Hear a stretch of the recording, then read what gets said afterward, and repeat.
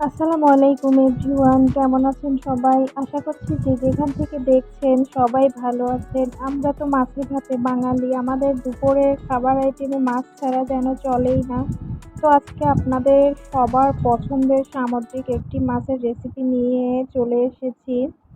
যে মাছটি কিনা সবার কাছেই অনেক ভালো লাগে, জানি না কে কীভাবে খায়। তবে আমি আজকে সবচাইতে সহজ এবং পারফেক্টভাবে রান্না করছি। এভাবে রান্না করে খেলে লোট্টা মাছের স্বাদ দ্বিগুণ বেড়ে যায়। চলুন দেখি।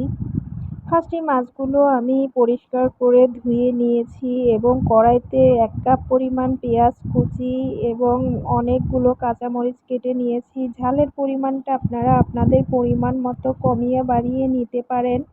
তবে এই মাছে ঝালের পরিমাণটা একটু বেশি হলেই ভালো লাগে। এবং তার সাথে আমি হলুদ, লবণ, কাঁচামরিচ, শুকনা মরিচের কিছুটা গুঁড়া, ধনিয়ার গুঁড়া দিয়ে হাত দিয়ে সুন্দর করে চটকিয়ে মেখে নিয়েছি। কারণ মাছটা যেহেতু হাতে মেখে রান্না করব এবং আমার মাখানোর উপরেই নির্ভর করবে মাছের টেস্টটা। এবং পেঁয়াজগুলো মাখানো শেষে কিছুটা পরিমাণ সরিষার তেল দিয়ে নিয়েছি। চাইলে আপনারা সয়াবিন তেলও দিয়ে নিতে পারেন, কারণ সরিষার তেল দিলে টেস্টটা একটু বেশি হবে এই আর কি। তো আমি এখন মাছগুলো দিয়ে আলতো হাতে মেখে নিচ্ছি। আর হ্যাঁ, আমি রসুন বাটাটা দিতে ভুলে গিয়েছিলাম, এজন্য এখন রসুন বাটাটা আবার দিয়ে মাছগুলো আলতো হাতে আবারও মেখে নিচ্ছি। আর এই মাছ রান্নার ক্ষেত্রে যেটা আপনাকে খেয়াল রাখতে হবে, এটা যেহেতু সামুদ্রিক মাছ এজন্য লবণের পরিমাণটা খুবই কমিয়ে দিতে হবে, কারণ এই মাছে প্রচুর লবণ থাকে। আর পানি পরিমাণটা কম দিতে হবে, যেহেতু মাছটা অনেক নরম থাকে আর মাছের থেকে এমনিতেই পানি উঠবে, এজন্যে আমি খুবই সামান্য পরিমাণ পানি দিয়েছি।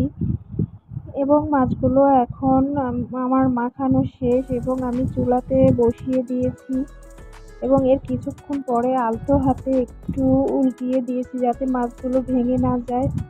এবং মাছগুলো বলক উঠে আসলে ধনিয়া পাতা মাস্ট বি দিতেই হবে। এই মাছে ধনিয়া পাতা না দিলে মাছের টেস্ট পাওয়া যাবে না।